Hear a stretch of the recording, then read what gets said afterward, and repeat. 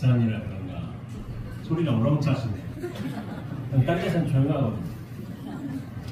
여긴 다르시구나 확실히. 부산 신심이 다르다고 제가 좀 여러 차례 저도 많이 들었는데 제가 부산에 살고 있진 않다 보니까 그런 걸 잘 느끼지 못했는데 좀 이래저래 안면이 있으신 분들도 이제 서울에서 커피할 때 안 오시다가 부산에 사시는 분들 좀 오신 분들 계시네요. 그래가지고 부산에서 제가 이제 몇 번 먹자를 했는데 해운대에서는 처음이 아니다. 예전에 유연선언에서 한번 법회를 한 것 같습니다. 그 이후로는 좀 처음인 것 같은데 부산 불자님들 이렇게 만나 뵙게 돼서 반갑습니다. 저는 김천 수감에서 정진하고 있는 원재라고 합니다. 네, 회장님하고 이렇게 말씀을 나누다 보니까 제일 연세가 이제 제일 많으신 분들의 이제 세대가 60대라고 하시더라고요. 60대라서 약간 분위기상 그렇게 예상은 안 되지만은 지금 혹시 인스타그램을 사용하시고 계신 불자님들 계신가요? 인스타그램 나 쓴다. 오, 예상대로 없으신데요. 인스타그램 하신 분들이 계신데 아마 지금 한 20%, 15% 이렇게 되신 것 같아요. 물론 연령대가 다 다르시겠지만은 인스타그램이 요즘에 되게 핫해요. 핫한데 저도 쓰고 있습니다. 저도 쓰고 있는데 누가 인스타그램을 쓰느냐? 젊은 세대들이 많이 써요.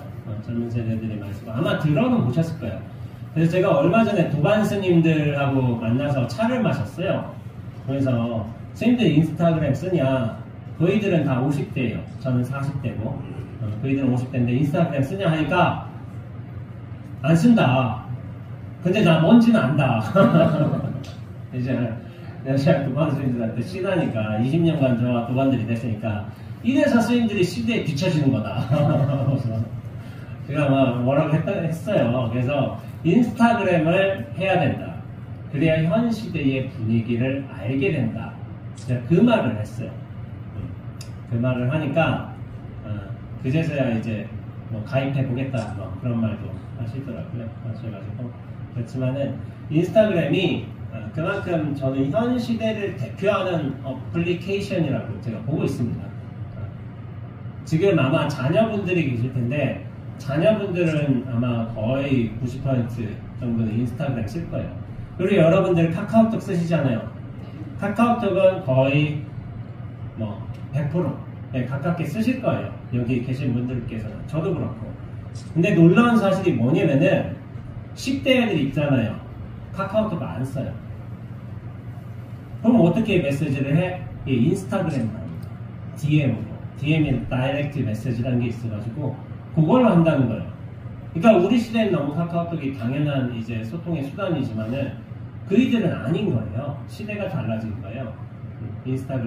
인스타그램이 그리고 뭐 내가 이렇게 잘 먹고 다닌다, 잘 놀러 다닌다 이런 거를 좀 자랑하는 이렇게 소통 수단으로 쓰이는 측면도 있지만은 근데 이제 인스타그램을 통해서 많은 정보들이 오가고 있어요, 사실은. 왜냐하면 1분 안에 유튜브에 쇼츠라는 어떤 그런 방식이 있기도 하지만 인스타그램에 릴스라는 게 있어요. 보통 1분 안쪽에 30초 안쪽에 뭐 자기가 여행한 거 아니면 자기가 어딜 가본 거에 대한 어떤 정보들을 올리는 방식이 된 거예요. 그래서 릴스를 통해서 굉장히 많은 정보가 공유되고 있고 저 역시도 릴스를 통해서 많은 정보를 흡수하고 있습니다. 그래서 그런 측면이 있는데 제가 얼마 전에 릴스를 한번 봤어요. 릴스를. 굉장히 재미있는 릴스를 한번 봤어요. 뭐냐면은 제가 여기 지금 경상도의 또 대표 도시인 부산에 와 있잖아요. 경상도 상담자가 올린 릴스를 본 거예요. 릴스를. 그게 뭐냐면은 여자친구하고 공원 데이트를 하고 있어. 데이트를 하고 있는데 꽃이 핀 거예요. 꽃이 피니까 여자친구가 옆에서 딱 사진 찍죠. 남자친구가 찍어주는 거야. 남자친구가 찍어주는데 남자친구 또 친구들도 있는 거예요. 그러니까 야 여자친구 사진 찍으니까 야 이쁘다 이뻐 야 잘 나온다 하고서 사진을 찍어줬어. 찍어줬는데 나중에 여자친구가 그 사진을 확인해 봤어요. 확인해 보고서 남자친구 때리는 거야. 탁 때리면서 안 이쁘다 아이가. 안 이쁘다 아이가. 이렇게 사진 확인해 보니까 이를테면 뭐 조명도 있겠고 햇빛도 있겠고 구도도 있겠고 여러 가지가 좀 안 맞는 거야. 안 맞으니까 안 이쁘다고 해서 남자친구부터 때린 거죠. 그러니까 요즘에 남자친구들은 어떻게 되냐면 여자친구 사진 잘 찍히게 한다고 막 카메라도 좋은 거 하고 막 보통 이제 인스타그램은 여자친구를 위한 사진들이에요. 남자친구가 본인이 올리는 게 아니라 여자친구 어떻게 이쁘게 찍어줄 것인가 해가지고 구도도 잡고 포즈도 취하고 그렇게 한단 말이에요. 근데 사진이 잘 안 나왔어. 근데 이 남자친구가 하필이면 경상도 사람. 그러니까 안 이쁘게 나온 사진 두고 여자친구에게 무슨 말을 했을까요? 안 이쁘게 나왔어. 여자친구가 뭐라고 해? 딱 때려. 남자친구가 네 일이 생겼다. 네 일이 생겼다. 그러니까 제가 그거 좀 빵 터졌어요. 그래서 그러니까 여자가 삐졌어. 삐져가지고 그러니까 나한테 말 걸지 마라. 그래서 이제 막 가고 있어. 가고 있으니까 친구들 옆에 친구들 야 삐졌다. 좀 풀어줘라. 풀어줘 하니까 이 상남자가 얘기를 하는 거야. 지가 먼저 풀어야지 내가 왜 풀어줘. 이렇게 얘기를 하는 거예요. 그러니까 이게 이런 소리 어디서 들으세요? 가까운 남편들한테 들으시죠. 대부분. 이거 어디서 배웠겠어. 자기 아버지한테 그런 소리를 들으면서 살았겠지. 그러다가 계속 풀어줘라. 그러니까 저희 삐낀 놈 하면서 이렇게 하다가 나중에 결국에 한다는 소리가 이렇게 딱 지나가다가 공원에 벤치가 있는 거예요. 벤치가 있으니까 마지막에 한다는 게 야 저기 앉아봐라 니. 그래서 그걸로 끝나요. 나중에 하는 말이 남자는 절대 미안하다는 말을 하는 거 아니다. 절대로 미안하다는 말을 하지 않는다고 영상이 끝나요. 되게 재밌었어요. 저는 너무 재밌어서 뭐 주변 사람들한테 공유도 하고 그랬어요. 야 경상도 남자 다르구나. 물론 사실 서울 남자들하고 다른 거예요. 요즘 시대에 이 경상도 남자가 제대로 살아남을 수 있을지는 일단 그거는 뭐 별게임 치더라도 대단하다 그런 생각을 했어요. 그래서 여러분들이 아마 제가 이 말을 했지만 이런 말들이 되게 익숙하지 않을까요? 되게 많이 들어보셨죠? 주변 경상도 남자분들이 그러실 거예요. 요즘 뭐 좀 젊은 남자들은 좀 다를 수도 있겠지만은 농담 겸 재미있는 이야기로 이렇게 법문을 시작하게 되었지만은 이게 제 첫 법문의 시작입니다. 제가 이 말을 했죠. 근데 이 법문이 과연 이 이야기가 이 법문의 마지막에 가서 어떤 느낌으로 다가올지는 사뭇 다르실 겁니다. 그걸 한번 언급드리면서 제가 한번 영화 얘기를 또 한번 시작해 보겠습니다. 제가 영화를 좋아해요. 10대 때 좀 영화를 많이 좋아해가지고 중고등학생 때 그때는 이제 비디오 테이프를 봤죠. 우리가 비디오 테이프를 봐가지고 저희 집에는 이제 VCR이 2개가 있었어요. 왜 2개가 있었냐면 녹화 뜬다면서 2개를 VCR이 되게 어렸을 때부터 영화를 좋아해가지고 그래서 약간 시간이 남는다. 고등학교 때 시간이 남는다. 그냥 동네 비디오방 가게를 대전에 살았는데 군데군데 다니면서 좋아하는 영화들 제가 좋아하는 영화들 제가 여러분들하고 취향이 좀 비슷할 수도 있어요. 뭐 영화 미션, 갓파더 이런 영화, 배구 이런 영화 봤어요. 저도 이제 좀 애늙은이어가지고 그래서부터 약간 그런 영화들을 수집하는 게 이제 또 감독별로 이렇게 수집하는 게 제 취미였던 것 같아요. 그래서 동네 비디오방 이제 주인 아저씨랑 술래기 하면서 뭐 5,000원에 살 것인지 7,000원에 살 것인지 10,000원에 살 것인지 10,000원이면 비쌌어요. 근데 제가 그런 뭐랄까 좋은 비디오 뭐 미션 같은 거 딱 그래서 갖고 있으면 그렇게 뿌듯한 거예요.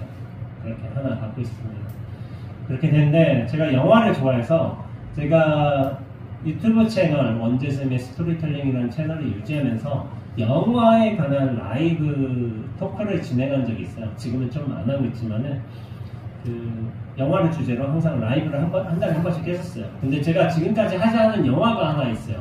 꼭 해보겠다고 생각했지만은 하진 않았어요. 그 영화가 뭐냐면은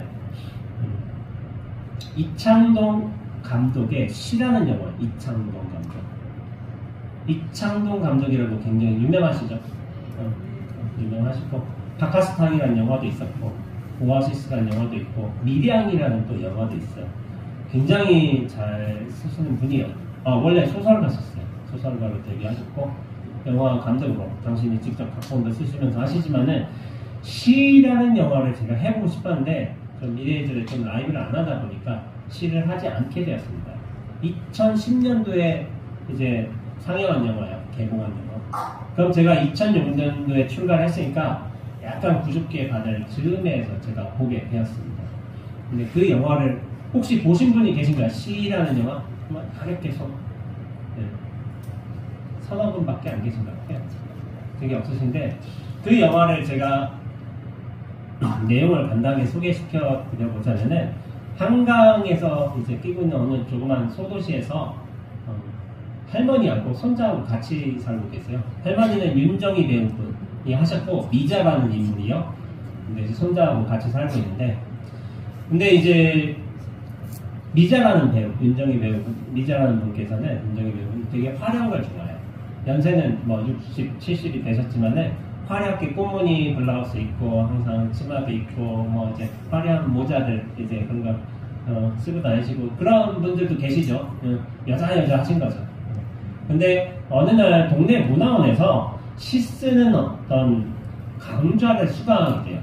시 쓰는 강좌를 요즘에 이게 잘 돼 있는 것 같더라고요. 시도 돼 있고 뭐 이를테면 제가 증산에 살고 있는데 되게 김천의 총구석이에요. 근데 대덕이라는 데 가니까 라인댄스 동호회가 생겼더라고요. 이게 면에서 해주는 거야. 라인댄스도 해주고 요가도 해주고 막 그럴 거예요. 시도 있고 문학 강좌도 있을 거예요. 근데 요즘에는 이런 게 잘 발달돼 있더라고요. 가격도 싸. 제가 6개월 헬스를 끊었는데 10만 원이에요. 엄청 싸. 제가 하고 있는데 그 당시에 영화에서는 강사가 나오는데 김용택 시인이 나오는 거예요.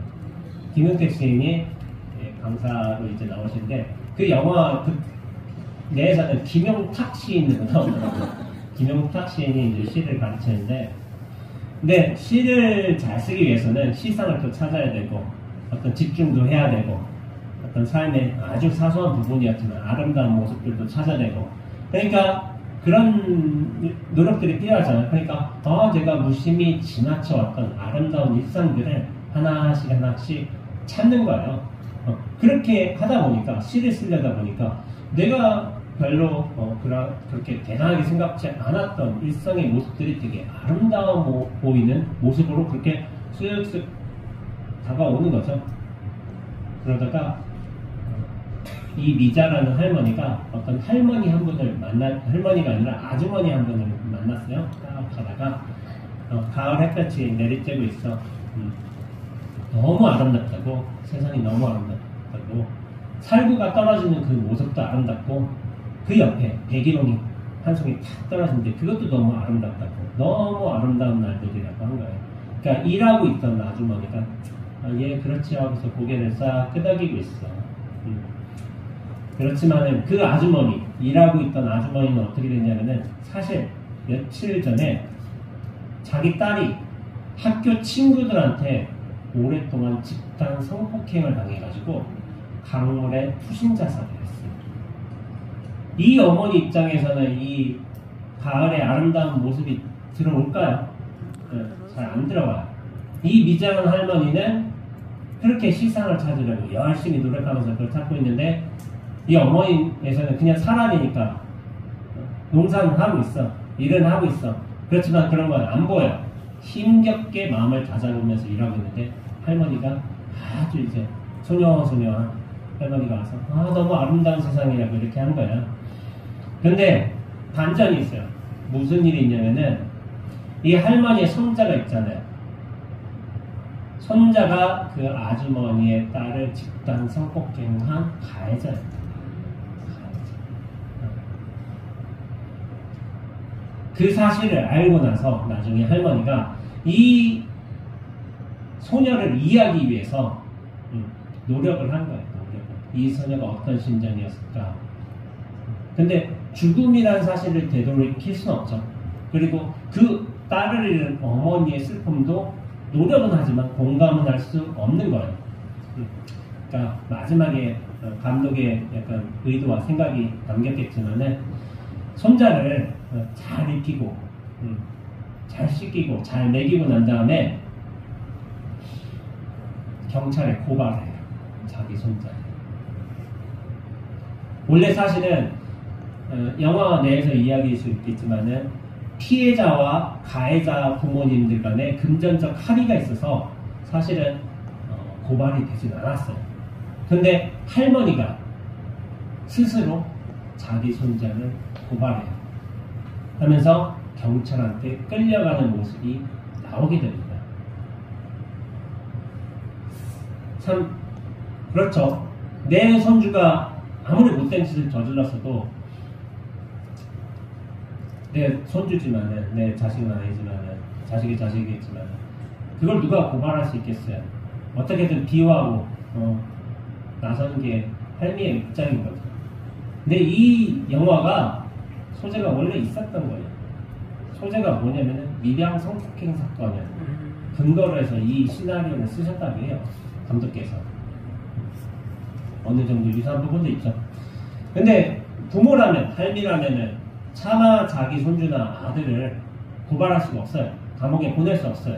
근데 이 반대의 신문기사가 있어요. 제가 신문기사를 한번 읽어보겠습니다.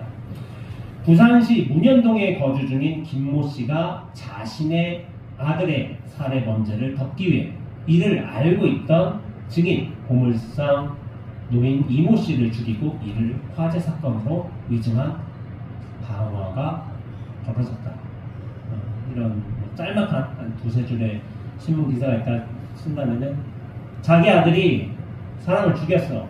근데 그 사람을 죽인 걸 알고 있는 증인이 보물상 노인이 있어. 그러니까 그 보물상 노인을 죽여버린 방화 사건으로 뒤덮어버린 사고가 벌어진 거죠. 근데 이게 사실은 신문기사가 아니에요. 그냥 신문기사처럼 쓴 거예요. 이것도 영화의 내용입니다. 영화의 내용. 이 영화 아시는 분 계시죠? 영화 마더라는 영화예요. 봉준호 감독. 봉준호 감독. 제가 영화 얘기를 두 편 할 거예요. 근데 이 본문의 중요한 요소입니다. 봉준호 감독의 마더에 나오는 내용인 거예요, 사실은. 원빈, 제가 극중 인물은 잘 모르겠는데, 원빈이요. 원빈이 있고, 김혜자 어머니가 있죠. 근데 이제 살인 유명을 받으니까, 김혜자 배우께서 그거를 찾으려고 열심히, 어떻게 잘못된 걸 찾으려고 열심히 동분서주하면서 아들이 살인을 저지르지 않았다고 그걸 증명해내기 위해서 애쓰는 거야, 엄마가. 근데 나중에 보니까 진짜 자기 아들이 살인을 저질렀어. 그걸 알게 된 거야. 근데 그 유일한 증인이 보물상 노인이었던 거야. 이 사람밖에 몰라. 그러니까 이 사람을 방화 사건으로 죽여버린 거야. 돌로 찍어서 죽이고 방화로 묻어버린 거죠. 할머니하고 달라요. 앞에 할머니는 자기 손주를 경찰에 고발했어요. 근데 이 엄마는 자기 아들을 구하기 위해 살인을 저질렀어요. 근데 이 영화의 마지막 장면이 있습니다. 영화 마지막 장면이 뭐냐면은 김혜자 배우께서 나중에 관광버스로 여행을 가요. 여행을 가니까 원빈 아들이 좀 지체장애 약간 정신 방해할 것도 좀 나와요. 약간 모질한 사람. 예전엔 제가 시골에 살아서 그런지 동네 하나씩 모질한 형들은 좀 있었던 것 같아요. 근데 요즘엔 좀 찾아보기가 힘든데 좀 사회 시설로 많이 가셔가지고 요즘 시대는 찾아보기 힘든데 저도 시골에 살아서 모질한 형들 저 동네도 하나 있고 여기도 하나 있고 그런데 그런 모질한 형들 중에 하나였어요. 엄마가 그래도 관광버스로 여행 간다고 하니까 과자 봉지를 사온 거야. 자기 돈을 털어가지고, 근데 김혜자 배우께서 사실 영화 내에서는 야매로 침노던 분이에요. 동네 면허 없이. 근데 관광버스에서 자기 아들이 살인을 저질렀잖아. 당신도 살인을 저질렀잖아. 얼마나 마음이 복잡하겠어. 근데 이 아들놈은 엄마 먹으라고 이렇게 과자도 사다 줘. 그러니까 관광버스에 타면서 침을 놔요. 침을 넣는데 당신께서 이제 치마를 입으셨는데 치마를 딱 위로 올리셔가지고 허벅지 안쪽 깊숙한 곳에다 좀 침을 넣으셔요. 당신 스스로. 거기다 침을 넣으면은 통증이며 고통이 사라지는 거예요. 침 넣으면은. 근데 고통이, 통증이 사라지는 그 자리가 어딘지 아십니까? 그게 어미라는 자리예요. 어미라는 자리에 침을 넣은 거야. 고통이 잠시간 사라져요. 그래서 어떻게 하냐면은 관광버스 안에서 고통이 사라지니까 햇볕이, 가을 햇볕이 딱 쏟아지는, 저쪽에서 가을 햇볕이 쏟아지는 어지러운 관광버스 안에서 정신줄 놓고 춤을 추는 장면으로 이 영화가 끝을 맺게 됩니다.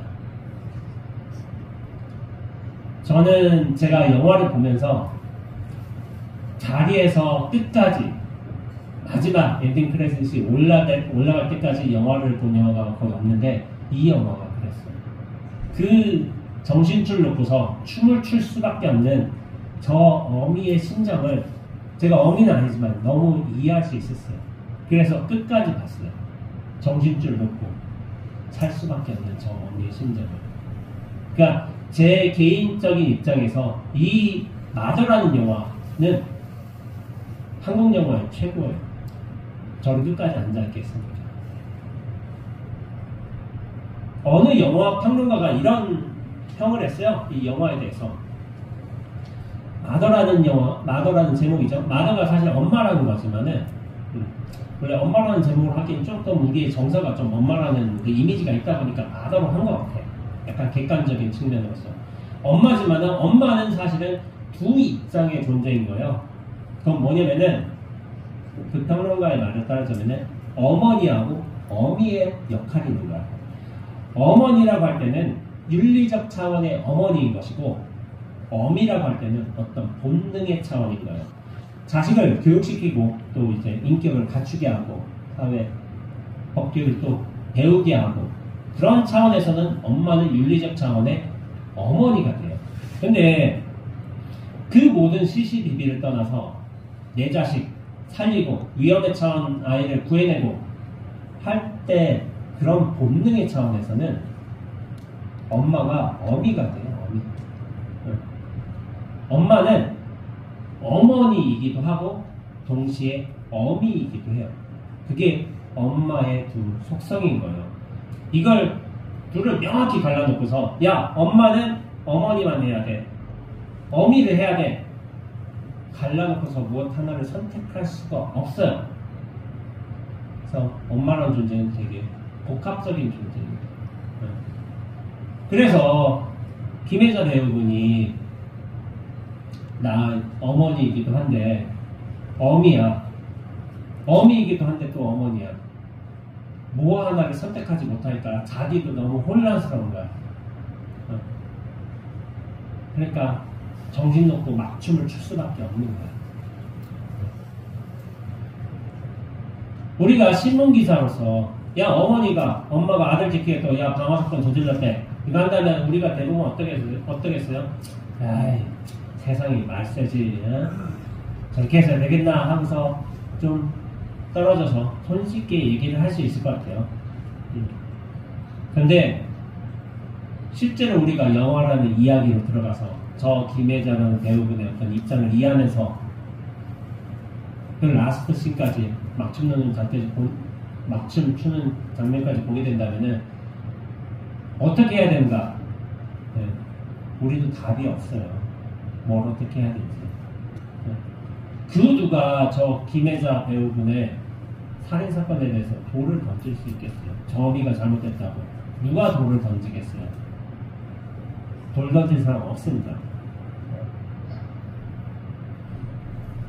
그래서 제 기준에서 이 봉준호 감독의 마더라는 영화는 굉장히 좋은 영화입니다.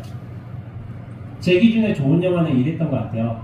답이 정해져 있어서 선악이 분명하고 시비를 명백하게 밝히고 그런 영화가 좋은 게 아니라 우리로 하여금 정말 무엇이 선악인지 시비인지 고민하게 하고 치열하게끔 찾게 하고 그런 물음의 기회를 던져주는 영화가 저한테는 좋은 영화였던 거예요. 그래서 마더가 제 기준에서는 한국 영화 최고의 영화였습니다. 근데 이게 신문기사하고 영화의 차이인 거예요. 신문기사를 볼 때는 세상이 말세다. 아무리 그래도 이런 식으로 손쉽게 평가를 내릴 수 있겠지만은 우리가 영화로 몰입해 들어가서 저 김혜자라는 배우분의 심정에 이입이 된다면은 함부로 평가를 하지 못하는 거예요. 이게 바로 내러티브, 이야기의 힘인 거예요. 그 이야기에 들어가는 힘. 근데 제가 예전에 다른 선호에서 업무할 적에 이 경우를 한번 얘기한 적도 있긴 한데 영화 마더 정도는 아니겠지만 저도 좀 약간 묘한 경험이 있긴 했어요. 그게 뭐냐면은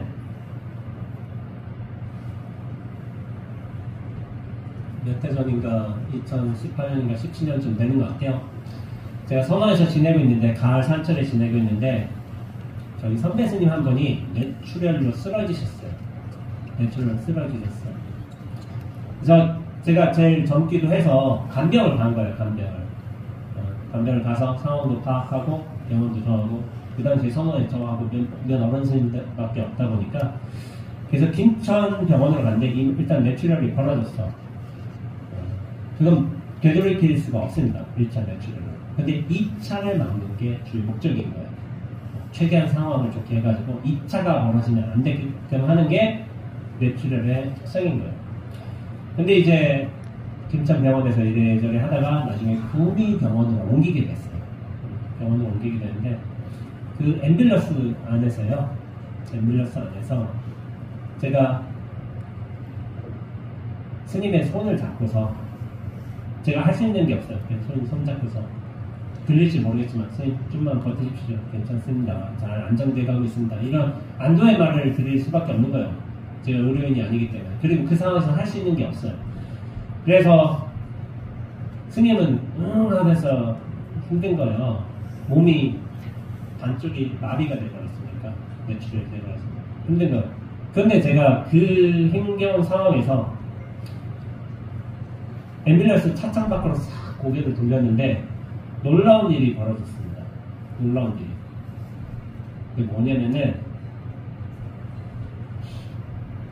제 인생에서 본 가장 아름다운 가을 하늘이 펼쳐져 있었어요. 앰뷸런스 밖에. 그때 저는 되게 놀랐어요. 뭐냐면은 이 한평의 좁은 공간 앰뷸런스 안에서는 스님이 신음하고 있고 맥박도 측정하고 있고 이렇게 고생스럽고 힘겨운 상황이지만은 저 가을 하늘은 아무렇지 않게 너무 아름다움을 뽐내고 있었던 거예요. 그래서 제가 놀랐어요. 이거 뭐지? 여기는 이렇게 힘겨운데 저기는 맑고 투명하고 깨끗하고 아름다워. 이거 뭐지? 그래서 제가 이 법문을 예전에 한 적이 있어가지고 이 법문을 다음에 쇼츠를 올렸어요. 제 채널에서. 밑에 욕하는 사람들 다 스님 아픈데 이 집중하고 그렇게 해야지. 가을 하늘을 볼 수가 어디 있냐고. 스님 잘못한 거라고 그렇게 욕하는 사람도 있더라고요. 근데 뭐 그럴 수 있다고 생각이 들어요. 근데 가을 하늘이 보인 것은 제가 잘못했을 수도 있겠지만은 그건 어쩔 수가 없는 일인 것 같아.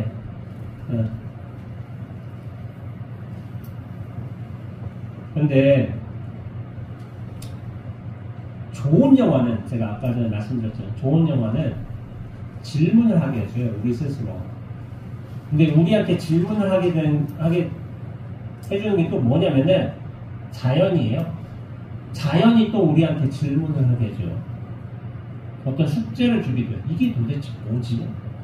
그러니까 앰뷸런스 한평 공간에서는 굉장히 암울한데 왜 저 가을 하늘은 이토록 아름다운가 하면서 저한테 큰 질문을 줬어요. 그때 당시에. 근데 우리는 사실 답을 알고 있어요. 여러분들 뭐 하늘은 원래 무심해요.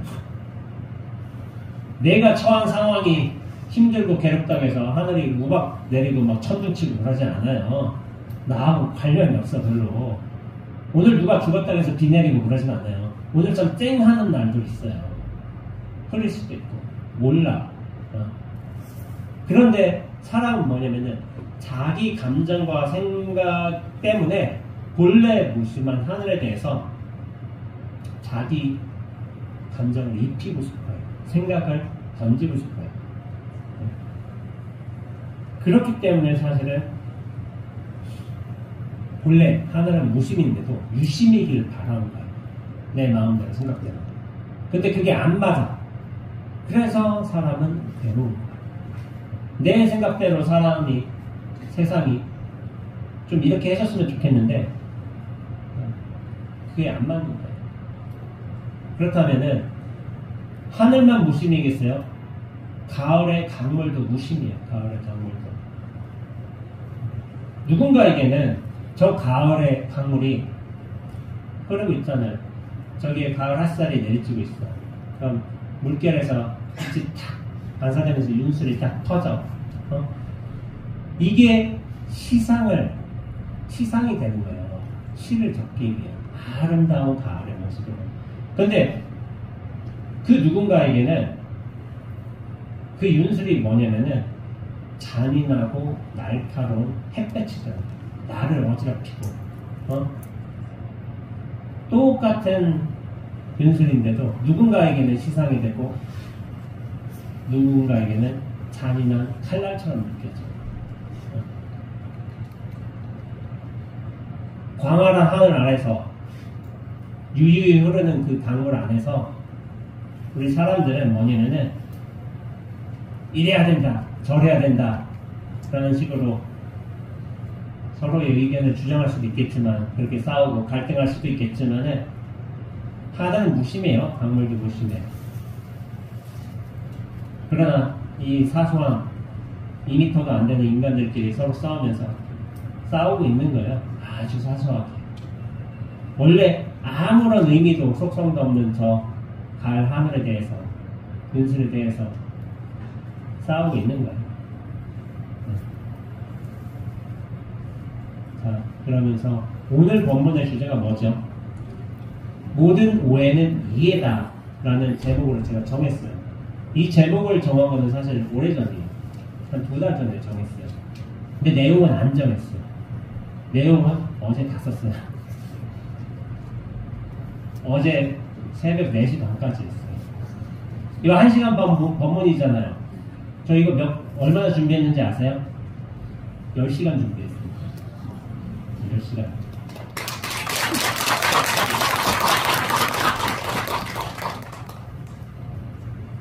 이게 뭐냐면은 제가 실력이 없어서 그래요. 실력이 좋으면은 후다닥 하고 끝낼 거예요. 저는 그렇게 생각해요. 저는 실력이 없기 때문에 처음부터 끝까지 다 준비해야 돼. 그러나 달변이신 분들 계시잖아요. 뭐 이름을 말해도 되죠. 자연스님, 광호스님, 고만스님 이런 분들 달변이에요. 저도 이제 방송 활동을 하고 있지만은 그런 분들 뵈면 신기해요.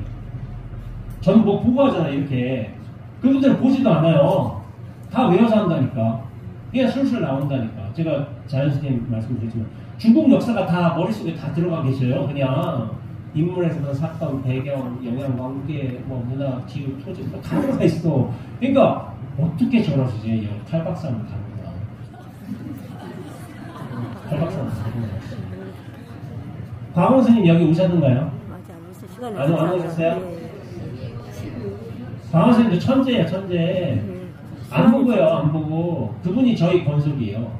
저희 분 중이에요, 저희 분 중. 도림 법장 스님의 증손상배입니다. 원래 알고 있었어요, 저희는. 그럼 같은 문중이니까. 그분은 뭐 안 보고 해요. 다 외워요. 머리는 천재급이 있어요. 근데 저는 천재가 아니라서 뭐 보고 해야 돼. 뭐 정리하려고 해도 저는 엄청 자료 찾고 근거 찾고 흐름 만들고 노력하는데 그분들 쉽게 하는 것 같긴 하지만 절대로 그렇지가 않습니다. 이런 구절이 있어요. 무언가를 너보다 쉽게 한다면은 저 사람이 고수인 것이다. 그 사람이 고수인 것이지 쉬운 게 아닌 거예요, 절대로. 근데 저는 고수가 아니라서 좀 노력을 많이 해야 되는 편인 것 같아요. 제가 모든 오해는 이해다 라는 주제를 정했는데 이거는 사실 작년인가 어떤 친구가 저한테 고민 상담을 한 적이 있어요. 회사에서 어떤 일을 겪었는데 자기 의도는 그렇지 않은데 상대방이 오해를 한 거야. 자기 의도를. 그래서 저 사람과의 관계가 좋아지지 않았어. 나빠졌어. 근데 그 상대가 거기에 더해서 자기에 대한 악소문을 터뜨리고 있는 거야. 그러니까 자기도 약간 실수는 있었겠지만은 그 어떤 상대를 잘 설득하고 싶고 또 이제 오해도 풀고 악소문도 좀 조정하고 싶고 그렇잖아요. 그게 우리 일상사 일이잖아요. 오해라는 게 늘상 있어요. 사실 오해라는 보편적인 상황인 거야. 거기에 관해서 제가 앞뒤 문맥을 좀 다 자르고 좀 얘기해 보자면은 이런 말을 해줬어요. 그 친구한테. 너는 그 친구가 사소한 걸 가지고 좀 크게 오해했다고 생각하고 있지. 그러니까 그렇다는 거야. 이게 아니었는데. 근데 내가 보기엔 그렇지가 않다. 저부터 한 10살 아래 친구여가지고 제가 좀 말을 놓으면서 얘기했어요. 내가 보기엔 그렇지가 않아. 근데 그 친구는 너를 오해하고 있는 게 아니라 최선을 다해서 그 친구의 방식으로 이해하고 있는 거야. 너 입장에서는 오해하고 있다고 생각하고 있는데 그 친구는 그런 방식으로 이해를 하고 있는 거야. 그리고 사소한 거 아니라고. 그 친구한테는 큰일이 될 수도 있다고. 그리고 손쉽게 한 거 아니라고. 최선을 다해서 그렇게 이해할 수도 있다. 그런데 이런 이해를 두고서 너는 오해라고 부르는 것 뿐이라고. 하니까 이 친구가 그냥 탁 빠진 거야. 내 입장에서는 오해인데 알고 보면 저 친구는 정말 최선을 다해서 저렇게 이해하고 있던 거야. 그런 얘기를 해준 거예요. 근데 이런 납득이 되는데 근거는 있어야 돼. 그래서 제가 보왕산매론을 갖고 왔습니다. 보왕산매론 여러분들 읽어보셨죠? 보왕산매론의 내용이 있는데 명나라 류엽스님이 불교에서 마음 공부하는 수행 중에 나타나는 10가지 큰 장애에 관해서 이런 수행법을 말씀해 주신 거예요. 어떤 마음의 자세라고도 할 수 있는데 첫 번째, 몸에 병이 없기를 바라지 말라. 병이 있죠? 쉽게 넘어갈 수 있어요. 그치? 병을 통해서 배우는 것도 많이 있어요. 두 번째, 세상살이에 곤란함이 없기를 바라지 말라. 안 바래도 와요. 걱정 마세요. 세 번째, 공부하는데 마음의 장애가 없기를 바라지 말라. 이것 역시 옵니다. 네 번째, 수행하는데 마가 없기를 바라지 말라. 마가 있어서 공부하는 거예요. 역경계 보살이 집에 하나씩 꿰어쳐 있어서 이게 공부를 잘하는 거예요. 다섯 번째, 일을 꾀하되 쉽게 되기를 바라지 말라. 어렵게 해야지 가시밭길을 하나하나 다 밟으면서 가야지 거기에 힘이 생기는 거예요. 여섯 번째, 친구를 사귀되 내가 이롭기를 바라지 말라. 이득으로 대하지 말라는 거죠. 일곱 번째, 남이 내 뜻대로 순종해 주기를 바라지 말라. 잘 안 돼요. 저 옆에 사는 사람도 안 되고 자식들도 마음대로 안 돼요. 이미 공부 조건이 다 돼 있죠. 여덟 번째, 공덕을 베풀려면 과거를 바라지 말라. 과거, 무주상고시. 이게 우리말 배웠잖아요. 무주상고시. 금강경이 있잖아요. 상을 내지 않고 과거를 바라지 말고 고시래라. 여기서 간단하게 농담을 하자면은 농담인데 제 도반이 선생님들 정진하는데 좀 먹을 게 없는 거야. 먹을 게 없으니까 그동안 사과 10박스를 샀어. 10박스를 사가지고 대중들한테 딱 공연을 낸 거예요. 아, 기특하잖아. 어? 기특하잖아. 딱 사과를 사고 공연했어. 그것까지는 좋은데 그 사과에다가 자기 이름을 다 적어놓은 거야. 뭐 원제 공연 이렇게 다 적어놓은 거야. 그래서 제가 옆에 있다가 대중들이 웃었잖아요. 자기 이름을 적는 게 좀 웃기잖아요. 그러니까 제가 대중들 다 있는데 소인 보다가 그랬는데, 야, 이거는 금강경도 차마 설하지 못했던 유주상보시네. 유주상보시, 야, 금강경도 설한 적 없어. 이거는 대단하다. 그러니까 교관들이 막 웃었어요. 아, 스님 유주상보시 처음 들어봅니다. 하면서 유주상보시 어떻게 내가 박스에 이름을 적을 생각을 했을까? 그만 좀 얄미웠을 수도 있겠죠. 저는 텍 써버리니까. 그렇죠? 공덕을 베풀려고 하는데 좋으면 하면 돼요. 그냥 좋으면 되지. 꼭 내 이름 남길 필요가 있나? 뭐 남겨도 괜찮죠. 남겨도 괜찮긴 하지만은 좋으면 더 좋지 않을까. 자, 9번째, 이익을 분에 넘치게 바라지 말라. 이것도 할 수 있어요. 근데 10번째, 이것이 중요합니다. 억울함을 당해서 밝히려고 하지 마라. 이거예요, 이거. 억울함을 당해서 밝히려고 하지 마라. 오해를 받았는데 밝히려고 하지 말래. 이게 르엽 스님의 말씀이고요. 수행자의 태도에 관해서. 근데 이게 요즘 시대의 상식과는 좀 안 맞았다고 하죠. 뭐냐면은 오해가 되어 있으면은 좀 이런저런 오해를 했고 내가 분명하게 말한 부분은 이것이고 당신께서는 이런 식으로 잘못 생각했다 하니까 서로 대화, 타협해가면서 이를 바르게 밝혀야 되는 게 요즘에 맞잖아. 그게 맞아. 근데 밝히지 말라고 했어. 그러니까 요즘 시대는 좀 안 맞을 수도 있는 거예요. 대화와 토론을 통해서 밝히면 좋지. 근데 이게 뭐냐면은 전통적인 해석은 다른 거예요. 전통적인 해석은 뭐냐면은 억울한 억울함을 밝히려는 그 마음에서 원망하는 마음이 생기기 때문에 내가 상대방 왜 이렇게 했어? 나 이유는 그게 아닌데 왜 이렇게 오해를 했을까? 억울한 거야. 그걸 밝히려는 과정에서. 그러니까 밝히지 말라고 했던 거예요. 근데 제가 말씀드렸다시피 요즘은 합리적인 시대예요. 좀 객관적인, 요즘은 뭐 녹취라는 그런 것도 있지만은 가서 내가 이런 말 했고 안 했고를 분명하게 밝혀내면서 좀 정정당당하게 시비를 밝혀내는 게 좋기도 하죠. 합리적인 시대라서 그걸 밝혀내는 게 맞는데 여기 계신 보사님들도 합리적인 신심의 불자님들이 있어요. 대부분 50대 60대 많으신데요. 저 80대 이상의 보사님들은 달라요. 그분들은 말뚝 신심의 불자님들이에요.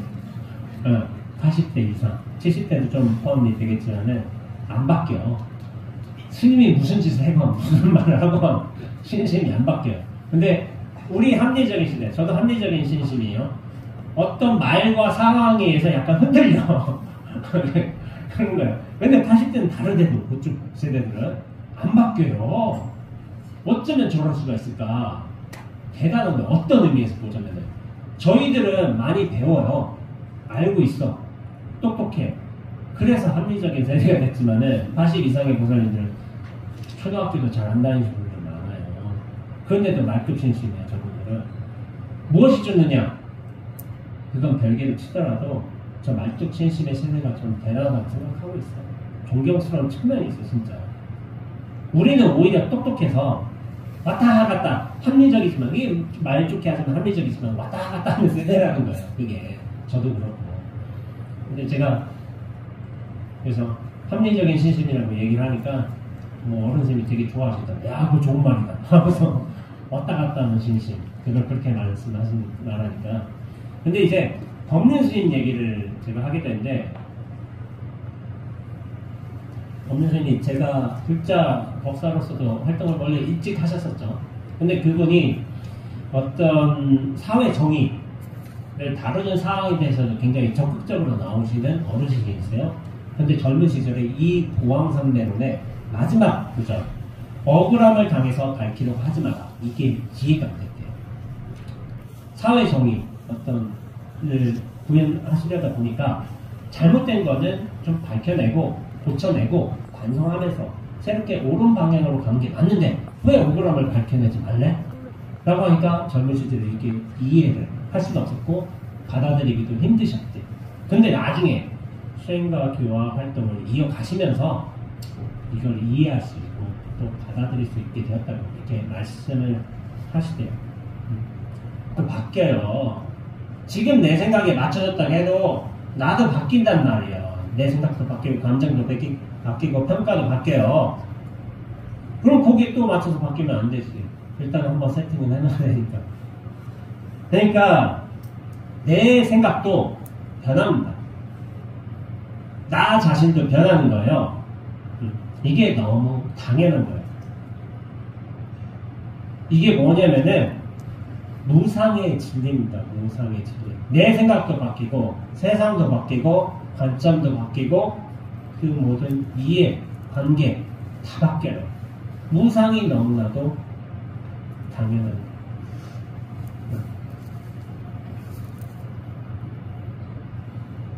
근데 제가 여기서 말씀드려보자면은 고통이 어디서 오는지 아세요? 고통이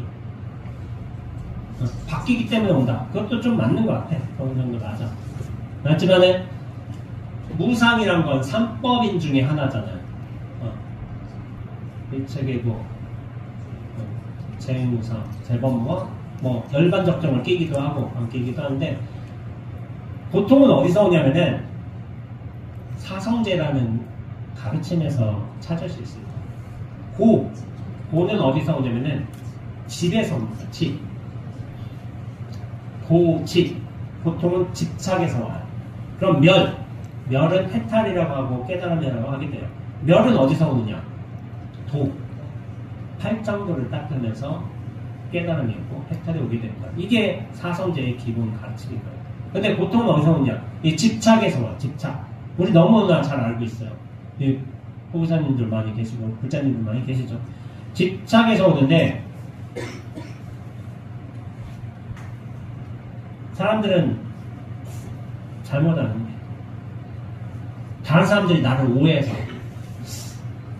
나를 빨갱이가 불러서 집착이 오는 줄 알고 있는데 그렇게 불러서 오는 줄 알고 있는데 사실 집착에서 오는 거예요. 근데 그 집착도 내용물들이 여러 가지예요. 근데 그 중에 가장 큰 집착이 뭐냐면은 나라는 존재에 대한 집착인 거예요. 나라는 존재에 대한 집착이 없으면은 사실은 고통은 오지 않습니다. 집착도 여러 가지예요. 근데 그 근원, 중심, 핵심이자 모든 발원점이 바로 나인 거예요. 나라는 존재에 대한 집착. 여러분들 아시는지 모르겠지만 제가 세계일주를 한 적이 있습니다.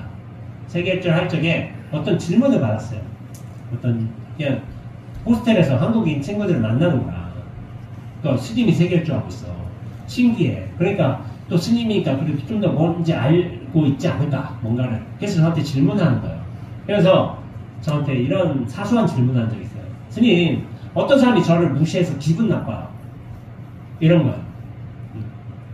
무시해서 사람 무시하면 안 되죠. 우리가 너무 잘 알고 있잖아요. 근데 제가 잘한 게 뭐냐면 질문을 바꿔버립니다. 질문을 바꿔버리는 게 제가 잘하는 짓인데 그래? 근데 그 사람 무시하는 건 좀 둘째치고 응? 당신은 그 무시하는 사람한테 인정받고 싶어요? 다 물어보니까 이 사람이 움찔하는 거예요. 사실 인정받고 싶은 생각이 없다면은 무시해도 사실은 아무런 관여가 없어요. 근데 뭐냐면은 그 사람이 무시해서 내가 고통스러워, 혼란스러워, 거기 때문에 힘들어. 그 근원은 뭐냐면은 그 사람의 무시 있지 않아요. 사실은 뭐냐면은 나의 존재감이 있어요. 나라는 집착이 있어요. 나를 무시했기 때문에 괴로운 것이 아닌가? 괴로운 것이 아니라 그 사람에 대해서 내가 어떤 존재로 인정을 받고 싶다. 나의 존재감은 이런 것이다. 그것 때문에 괴로운 거예요. 근데 나에 대한 존재가, 인정의 욕구가 사라지게 되면 어떻게 되냐면은 그 무시가 아무런 효력을 발휘하지 못합니다. 근원은 피상적으로 보자면 저 사람이 무시한 것처럼 보였지만은 그 근원은 뭐냐면은 나란 존재의 실체감 때문이에요. 이것 때문에. 이거가 사라지면 저 사람의 무시가 어떻게 하겠어요? 무시가 왔다가 사라지겠지. 말하자면은 그렇게 되겠죠. 보왕산매로 다시 들어가 보자면 세상에 억울한 일들은 수도 없이 벌어집니다. 근데 내 일이 아니니까 별로 관심이 없는 거예요.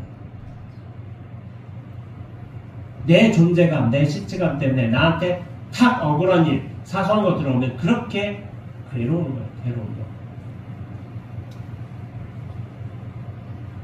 반본 환원. 제가 잘하는 겁니다. 제가 뭐 수행도 잘하지는 않는데 잘 졸고 막 그런데요. 그래요. 전 모범 납자는 아니에요. 놀기도 좋아하고. 반본 환원. 근데 저는 이거 잘합니다. 근원으로 돌아가는 수행을 저는 잘해요. 이 문제 어디에 있는가?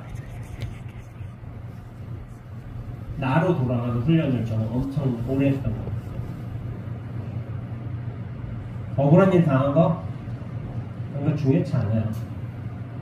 내가 정말 텅 비어져 있다면은 그 일은 쓱 지나가게 됩니다. 이게 우리가 하려는 수행의 핵심인 거예요, 핵심. 아까 전에 제가 농담식으로 얘기했지만은 남자친구가 여자친구 사진 찍어줬잖아요. 근데 그거 이렇게 딱 찍으니까 뭐가 명암도 안 맞고 구도도 안 맞아. 뭐가 좀 이상하게 찍어졌어. 그러니까 여자친구가 남자친구를 때렸어. 그러니까 남자친구가 뭐라고 했어요? 네 일이 생겼다. 근데 사실은 그게 맞을 가능성이 더 커. 원래 그렇게 생긴 거야. 그런데 여자친구가 자기 안 이쁘게 나왔다고. 자기는 필터 쓰나 보지. 요즘 필터 많이 써요. 여기도 쓰시는지 모르겠지만은 필터 쓰면 엄청 이쁘게 나와요. 저 필터 쓰면 어떻게 나오는지 아세요? 원빈의 하위 호환으로 나와요. 원빈급은 아니고 그 하위의 호환급으로 나와요. 일단. 그래서 야, 이 미쳤구나 필터가. 나를 이렇게 만들어버려? 근데 그거를 인스타에 올려버린다니까. 어떤 여자들은 그걸 자신이라 믿고 산다니까. 그래서 저는 필터 안 써요.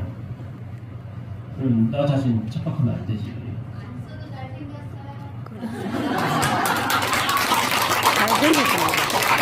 잘생겼어요. 이것도 옳은 소리일 가능성이 커요. 네 일이 생겼다. 라고 비슷한 수준의. 그렇다면은 네 일이 생겼다. 그거 맞을 가능성이 커. 왜 찍었노? 하고서 탁 때렸어. 그것도 옳은 거예요. 그럼 뭐가 떠오르냐? 여자 삐졌어. 삐져서 성큼성큼 걸어가고 있어. 가도 오라. 또 뭐가 오냐면은 야 돌아가라. 네가 가서. 하고서 니네 앉아가라. 하고서 벤치에 앉아가라. 내가 여자가 빵 터졌어. 그것도 오라. 제가 말씀드리고자 하는 게 뭐냐면은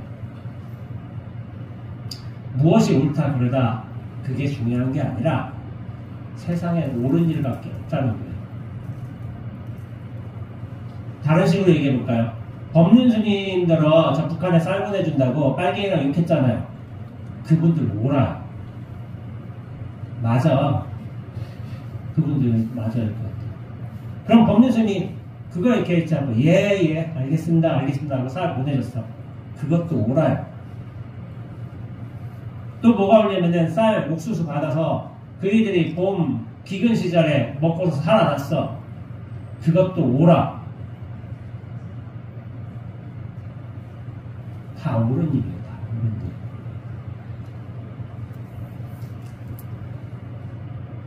근데 우리는 저게 나쁜 일이라고 생각한 게 뭐냐면은 내 생각이 옳다고 생각합니다.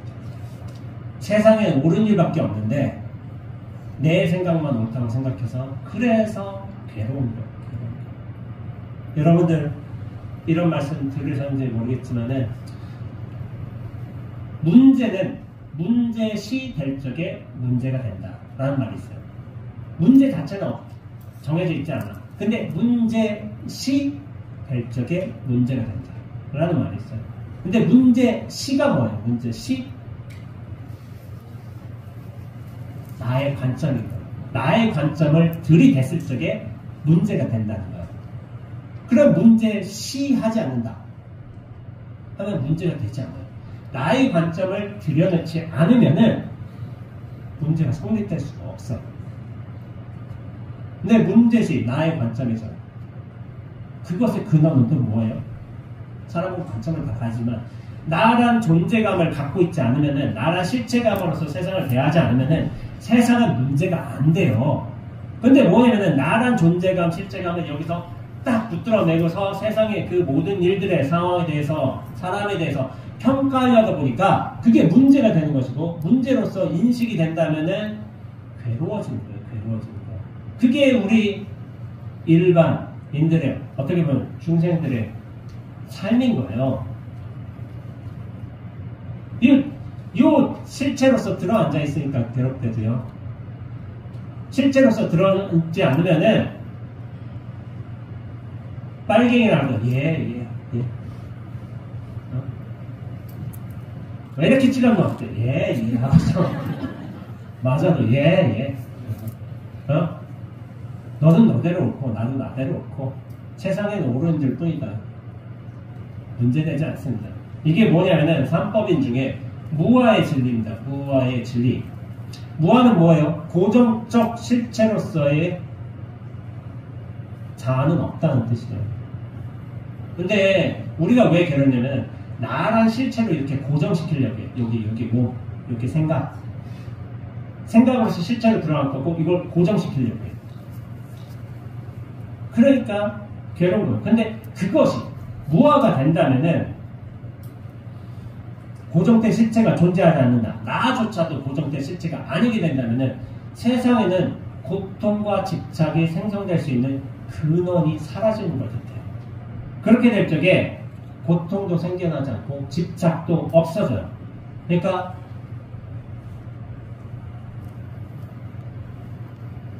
무아가 된다면은 고통이 사라지기에 깨달음을 이뤄요. 깨달음과 고통이 사라지면 똑같습니다.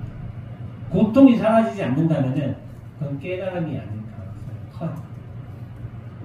고통은 나라는 존재에서 이렇게 집착해서 근거해서 나타나는 것이지, 나라는 존재가 일거에 탁 사라지게 된다면 고통 역시도 동시에 소멸하게 되어 있습니다. 그래서 깨달음은 고통의 소멸이에요. 그래서 멸성제가 깨달음입니다. 고통의 소멸이. 네, 이런 식으로 한번 비유를 해볼까요? 마음의 그물이라는 게 있어요. 우리가 마음의 그물이라는 게 있는데, 마음의 분별심이라는 그물을 갖고 있어. 근데 그 그물이 시줄과 날줄로 보통 형성이 되어 있죠. 그 시줄과 날줄이 뭐냐면은 시비, 선악, 애증, 미추, 생사, 유무 이런 것들이에요. 근데 이 마음의 분별심의 그물을 통해서 우리가 존재감과 실체감을 얻게 돼요. 근데 요즘에 민들레 호시 같은 거 좀 날리려면 좀 시간이 걸리나 모르겠지만은 지금 제 처소 앞에는 민들레가 엄청 많이 폈어요. 홀씨들이 날려주면 홀씨들이 이렇게 싹 날아왔다가 어떤 일들이 딱 오는 거야. 그래서 이 그물망, 우리가 가지고 있는 날줄과 시줄의 그물망에 탁 달라붙어 버리면서 여기서 어떻게 되냐면은 시비, 선악, 애증 이런 것에 어떤 분별심의 양분을 받으면서 점점 더 커져요. 홀씨가 딱 커지면서.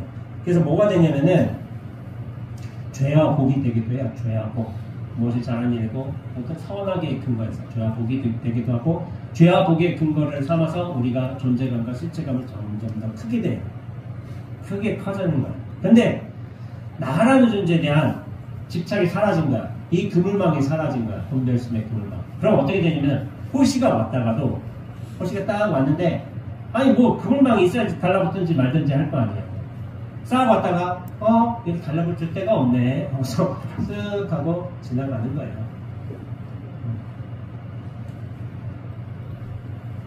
그런 거예요. 그러니까 우리가 분별심이라는 어떤 근거를 가지면서부터 존재감, 실체감을 가지면서 죄악도 생기고 선악도 강해지고 자기 존재감, 실체감도 커지는 거예요. 근데 우리가 그 분별심의 근거를 어떻게든 속어버린다면은 하나의 홀씨처럼 그 무슨 일들이 왔다가 소리가 왔다가 쓱 지나가는 거예요. 이 마음의 그물을 누가 만들었겠어요? 내가 만들었어. 내가 호련히 생사는 일어났어. 사실 호련히 마음의 그물은 펼쳐졌어요. 근데 그것을 크게 한 것은 사실 나인 거예요. 나인 것이고 근데 그것을 치워버릴 수 있는 것도 나인 거예요. 내가 노력하고 수행하고 집착을 비울수록 그 그물은 엷어지면서 나중에 쭉 끊기게 된답니다. 끊기게 된다면 어떻게 되냐면 이 허공과 전체와 만나게 됩니다. 그렇게 된다면은 나의 입장으로 보는 거 아닌 거예요. 전체로서 볼 수 있는 거예요. 그렇다면 그 친구가 나를 오해했잖아. 사소한 일을 가지고 부풀렸잖아. 그게 그 친구가 오해한 것이 아니라 저 친구도 정말 저희 최선의 방식으로 나를 이해했구나 저렇게. 그게 보이게 됩니다.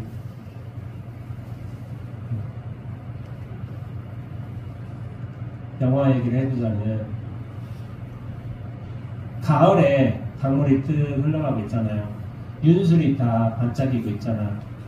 저 미장한 할머니도 시를 쓰기 위해서 최선을 다해서 시상을 찾으려고 했던 거예요.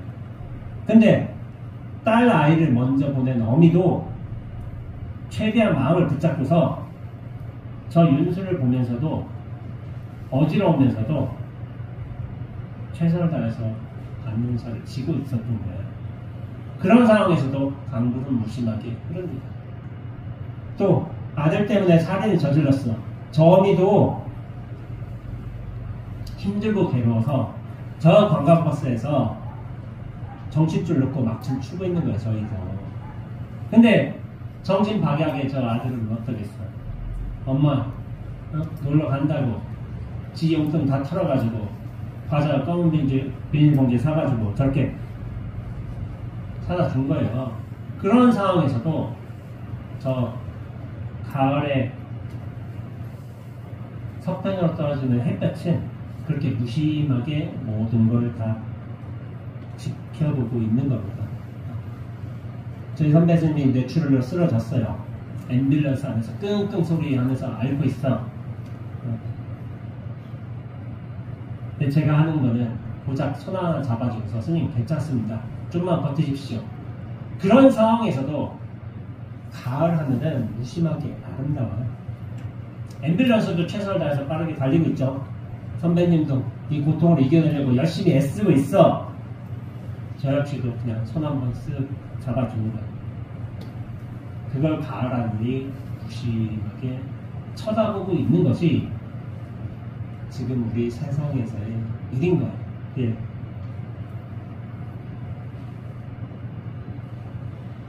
여자친구 사진 찍어줬잖아요. 그 일도 최선을 다해서 진실을 말했어요. 이 일이 생겼다.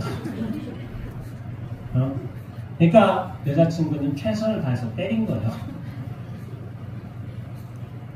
저게 물론 우스운 일이야. 근데 저희들도 최선을 다하고 있는 거야. 다. 농담처럼 보이겠지만 세상에는 이렇게 좋은 일들이 넘쳐나요. 좋은 일들이. 다 좋은 일들이야. 근데 뭐냐면은 나의 관점에 딱 보여지면서 이거를 좋은 일이다, 나쁜 일이다 평가하니까 그게 괴로운 거예요.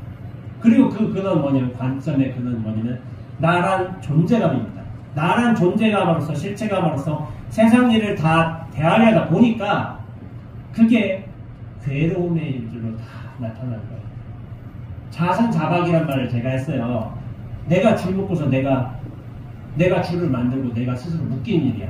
내가 분별심이라는 생사심이라는 그 줄을 만들지만 않으면 내가 스스로 묶여날 일이 없어요.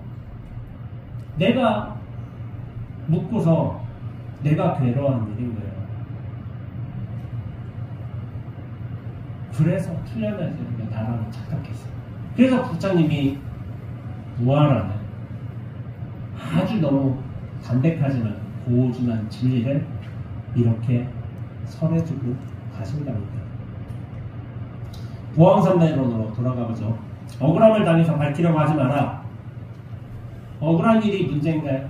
그거 아닙니다. 저 사람이 오해해서 나쁜 게 아니라 그 오해나 문제나 갈등이 나한테는 없어야 된다. 나한테 벌어져서는 안 된다. 이 나에 대한 집착이 근원이에요. 근원. 억울한 일들은 세상의 모든 일들은 다 벌어지고 있어. 근데 나 자신의 존재로서 이렇게 들어앉았기 때문에 문제가 되는 거예요. 오해.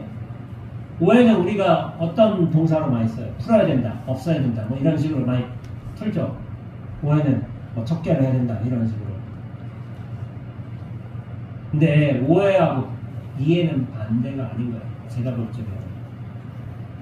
그 사람의 입장에서 최선의 이해가 어떻게 보면 나한테 오해가 되는 거예요. 오해를 이해로서 바꾸는 게 중요한 것이 아니에요. 우리 수행자 입장에서는. 그 오해가 이해가 오해로 호도하고 있는 나의 집착들, 존재감들, 실체감들, 그걸 걷어내는 것이 그 모든 오해가 이해로서 이 삶이 풍성해지게끔 된다는 그런 세상의 모습들을 바로 보는 게 우리 수행자가 해야 될 노력입니다. 그래서 모든 오해는 사실상 이해가 되는 거예요.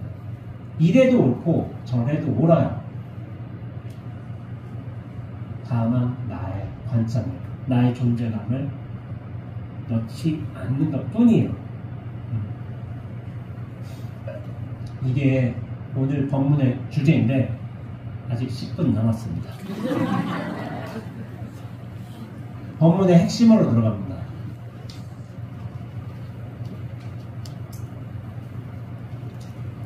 이게 무화과 배우긴 배웠지만 쉽게 되겠어요?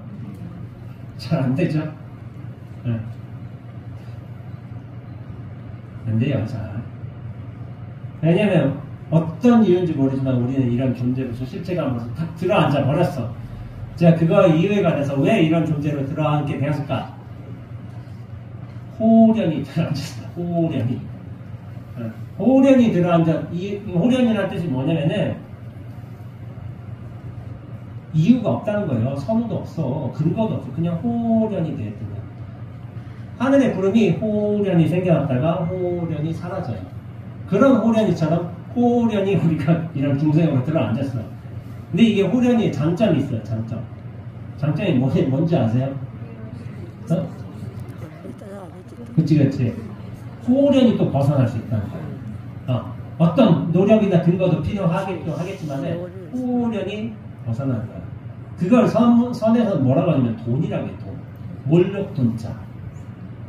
호련히 갑자기 탁 깨닫는다. 도노 이렇게 얘기하시면은 앞에 근거가 있어서 깨닫는 게 아니라 근거가 없어도 호련히 이렇게 벗어날 수 있어요. 근데 이 근거 없이 깨닫는 사람들은 좀 근기가 좋은 사람들이에요. 있어요. 그런 분들 좀 있다고 보고 있어요. 근데 저는 그렇게 생각하진 않아요. 저는 무수한 시행착오를 좀 거쳤던 사람 같아요. 보니까 제 삶을 돌이켜 본다는 근기가 영 없는 것 같지는 않은데 시행착오가 많았어요. 근데 시행착오가 많으면 뭐가 좋냐면은 밑바닥에서 불러봐야지 좀 이해를 한다니까요. 그건 좋아요. 그래서 제가 이런 수행으로서 나란 존재감, 실체감을 걷어가기 위해서, 그리고 한번 좀 멈추기 위해서 제가 썼던 어떤 수행 방법이 있었는데, 젊어서 이제 좀 추가하면서부터 약간 좀 이렇게 연습한 방법이 있어요. 여러분들 그런 분들이 있어요. 뭐 그런 분들 많이 계신데, 어떤 일에 대해서, 상황에 대해서 어떤 좀 급작스러운 일, 안타까운 일들 생기면 뭐라고 말씀하시죠? 관세음보살. 관세음보살. 저 비구니 무여스님도 그러더라고. 노인네같이. 보통 젊은 스님들은 안 그러거든요. 그렇죠? 근데 보통 노보사님들이 그러시는 것 같아요. 제가 볼 적에는 이제 80년, 70년의 그 젊은 사람들은 안 그래. 근데 무여스님도 약간 그 에너건이 기질이 있어가지고. 네, 저도 약간 에너건이에요.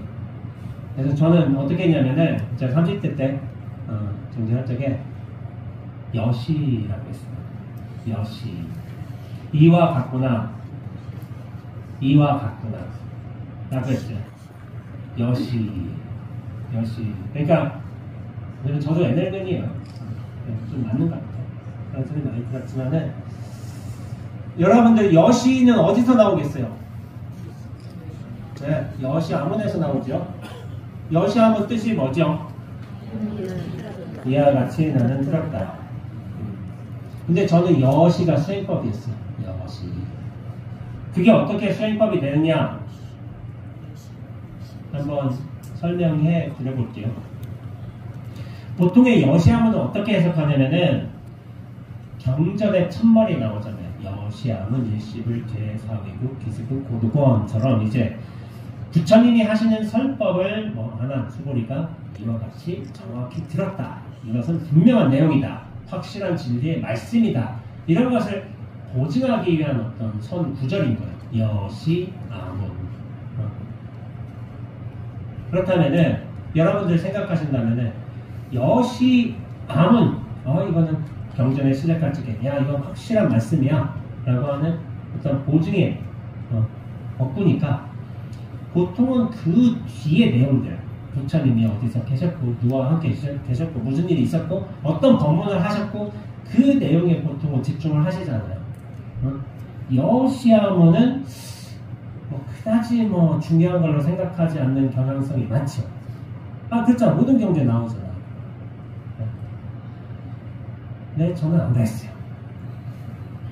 저는 의심이 많았어요. 의심이 많아서 아니 왜 여시아문이지? 왜 여시아문이 이게 단순한 의미일까? 생각해보세요.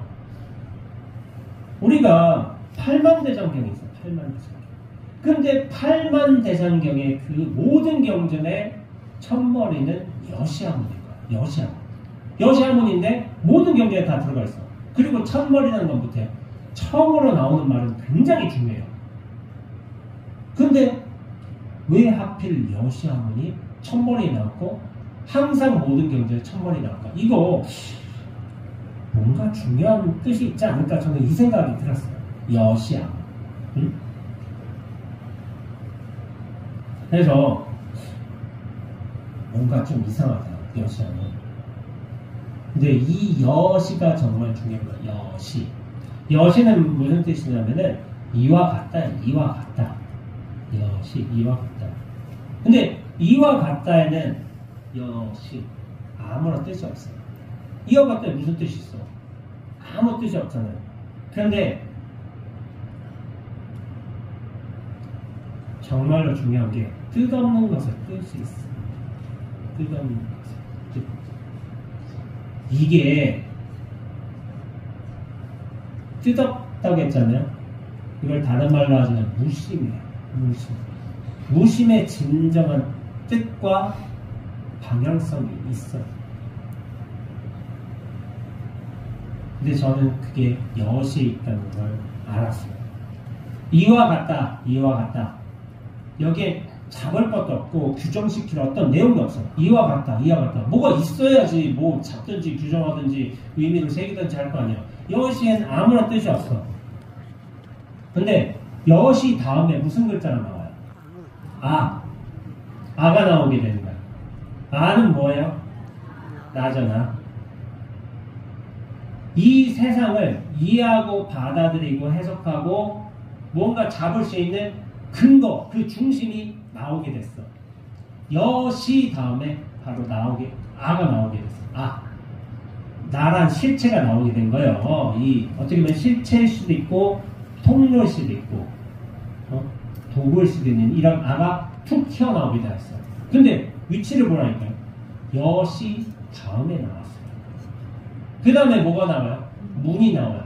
문은 무슨 문자죠? 들을 문자죠. 이와 같이 나는 들었다 해서 나는 들었다예요. 근데 들었다는 건 뭐냐면은 우리가 문도 있지만은 다른 게 있잖아. 안이비 설신이처럼 보고 듣고 느끼고 생각하고 접촉한다 뭐 이런 것들이 있겠지만은 듣는 내용들이 나오게 된 거예요. 그래서 사실 문자지만은 나는 보았다 해도 되고 나는 들었다 해도 되고 나는 느꼈다, 나는 생각했다. 안이비 설신을 통해서 보고 듣고 느끼고 생각하는 그 뒤에 내용들이 쭉 나오게 돼 있는 거예요. 그 뒤에 내용은 뭐냐면 부처님의 설법이에요. 설법. 근데 설법은 뭐냐면은 금강경, 원각경, 화엄경, 뭐 육조단경, 법화경 다 달라요. 그러면서 그 뒷내용에 우리가 딱 집중하려고 하는데, 근데 문제가 뭐냐면은 문제라기보다는 너무 놀라운 사실이 여시하고는 항상 똑같이 있는 거예요. 똑같이 그 자리에. 여시 뒤에 아가 생겨났고 아가 보고 듣고 느끼는 작용을 하면서 그 뒤에 내용들 세상에 있는 시간, 배경, 조건, 상황, 대상, 말씀, 의미 그 모든 것들이 다 생겨나고 있다. 여시야문 뒤에 여시야문은 그 자체로 엄청난 진리입니다. 뭐냐면은 어떻게 해서 이 세상과 나라는 존재가 생겨나게 되었는가? 그 신비함과 근원을 드러내는 거대한 힌트가 사실은 여시야문에 있는 거예요. 여시야문. 그냥 이와 같이 나는 들었다 그런 반복 구절이 아니라 여시를 먼저 생기고 나서 아가 생기고 나서 아란 존재가 들어섰으니까 거기서 보고 듣고 느끼고 생각하는 내용의 일들이 쫙 펼쳐진 거예요. 여시야문의 맨 처음부터 시작하는 거예요. 여시야문디가 우리가 그 법문의 주요 내용들이 들어가 있다고 생각하지만은 틀린 건 아니지만은 그 이전에 여시가 있었다니까요. 여시에는 그 어떤 중심도 없어요. 의미도 없어요. 나를 비롯해서 대상과 세상 그 모든 경계들과 사건들을 품어줄 수 있는 어떤 텅 빈 배경처럼 그렇게 여시가 눈앞으로서 전체로서 이미 존재해 왔다는 거예요. 그 여시가 있은 다음에서야 비로소 문 내가 들을 수 있었던 거예요. 나란 존재가 이렇게 탁 생겨났고 내가 듣고 그 다음에 법문의 내용들이 쫙 펼쳐지는 거예요. 그렇다면 뭐겠어요? 그 여시가 그 법문의 모든 내용들의 근원인 것이고 나란 존재, 내가 듣는 그런 행위에서도 근원인 거예요. 근원. 그렇기 때문에 여시는 뭐냐면은 무위법이고 공이고 눈앞이자 텅 빈 배경으로서 이 전체를 뜻합니다. 여시. 아문에 이르러서야 비로소 여시는 아무것도 없어요. 아문이 있어야지 비로소 세상의 배경, 장소, 시간, 사건, 대상, 내용물들 싹 다 나올 수 있는 거예요. 실체가 생기는 거예요. 실체, 내용물들이. 내가 보고 듣고 느끼는 세상과 대상과 내용물들이 다 생기기 때문에 아문 뒤는 유의법들이, 여신은 무의법이지만은 아문은 유의법으로서의 어떤 존재들, 사건들, 실체들, 내용들이 펼쳐지게 되어 있습니다. 여시아문은 어떤 경전의 내용을 증명하기 위해서 반복적으로 나타나는 사소한 구절이 아닙니다.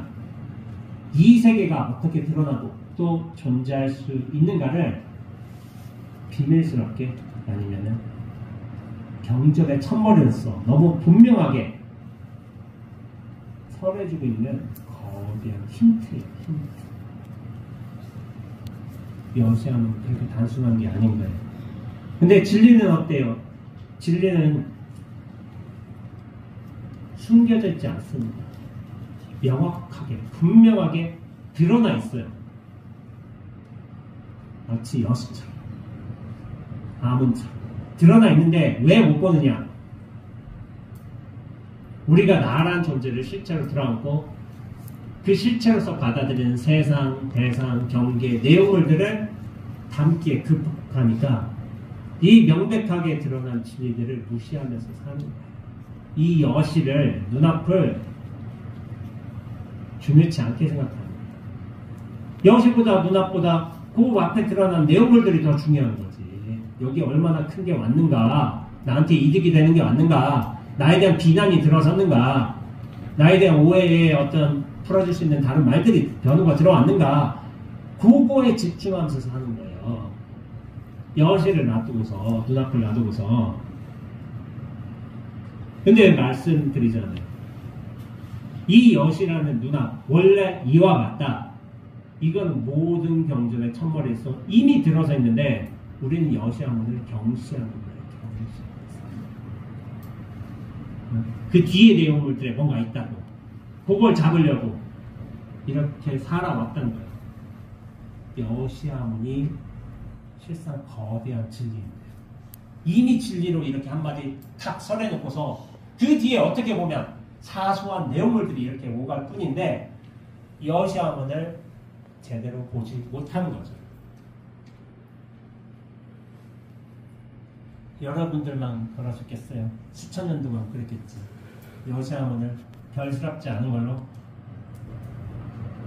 생각하신 거겠죠. 여시아문의 진정한 의미를 찾지 못하고서 그 뒤의 내용물들을 따라서 사는 게 어떻게 보면은 우리 자신의 본성을 여의고서 어떤 내용물들, 평가들, 생각들, 관념들, 재산들, 감정, 생각들 이런 것들로 채우면서 급격하게 그렇게 살아왔던 거예요. 여시아문의 진정한 의미는 죽비가 없는데 요거와 같습니다. 제가 이 손을 보라고 손 든 거 아닌 거예요. 모양 아닌 거 보시라고 손을 올린 겁니다. 이건 모양이에요. 모양 아는 걸 보실 줄 알아야 돼요.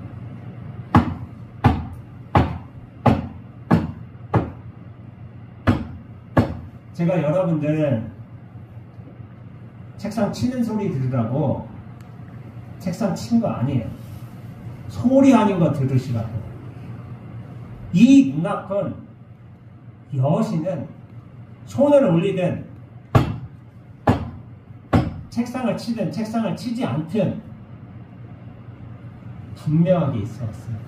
항상 언제나 오롯하게 그 자리에서. 근데 우리는 손이라는 모양과 손에 계속 팔려있어요. 이게 중요한 게 아닌데. 선생님들 주장자 드시잖아요. 주장자 푹 내리치시잖아요. 똑같은 거예요. 주장자 보라고 올린 거 아닌 거예요.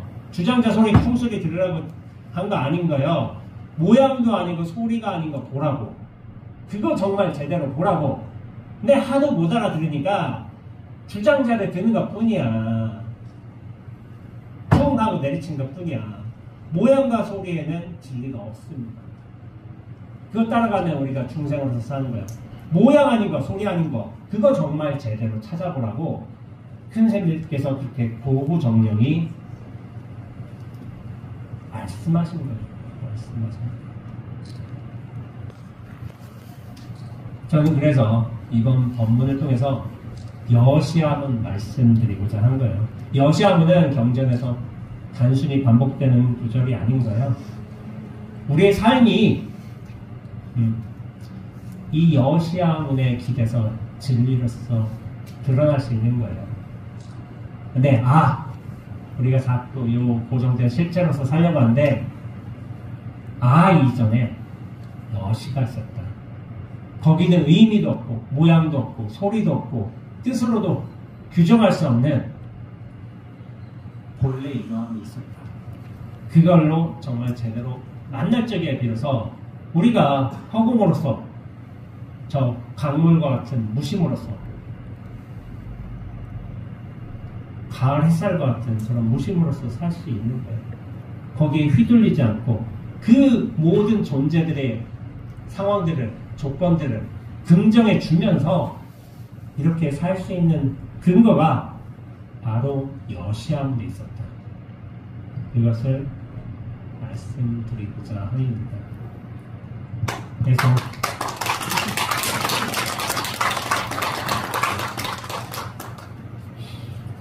그래서 앞으로 여시함문을 우리가 이제 불자님들께서도 경전을 보시게 되겠지만 여시함문 보시면서 가볍게 보지 마시고 여시함문 여시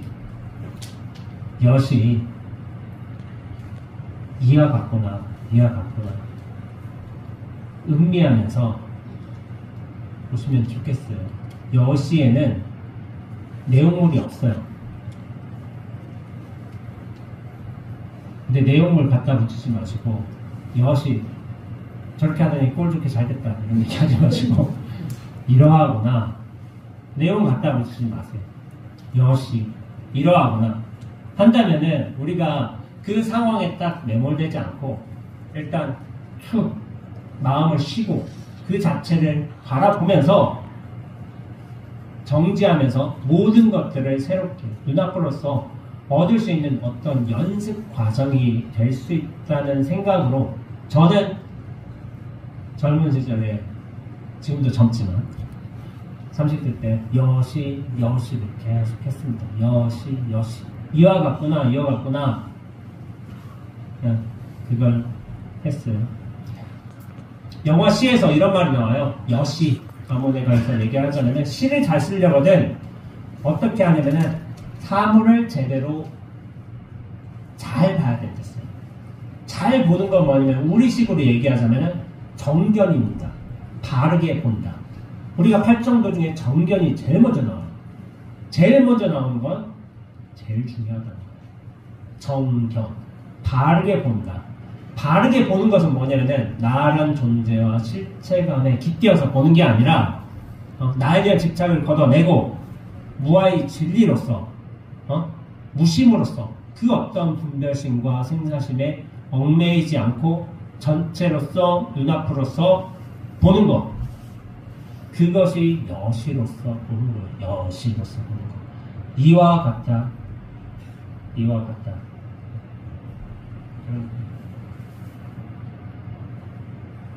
물론 받아들이기 나름일 수도 있어요. 그렇지만 제가 주창에 열심히 수행하면서 이와 같다를 말씀드리겠지만은 이런 방편적인 수행을 통해서 우리가 계속 이어간다면은 그 상황에 매몰되지 않고 흔들리지 않고 여시로서 그 자리를 나 이전에 내가 생겨나기 이전에 그 여시를 딱 지켜갈 수 있으면은 우리가 언젠가는 이 전체로서 허공으로서 눈앞으로서 그 온전한 자기의 본성 자리를 찾아갈 수 있다고 이렇게 말씀드리고 있고 그 여시의 진정한 본뜻과 뜻없는 뜻과 자리 없는 자리와 만나시기를 이렇게 기도 드리면서 이번 법문 마치도록 하겠습니다.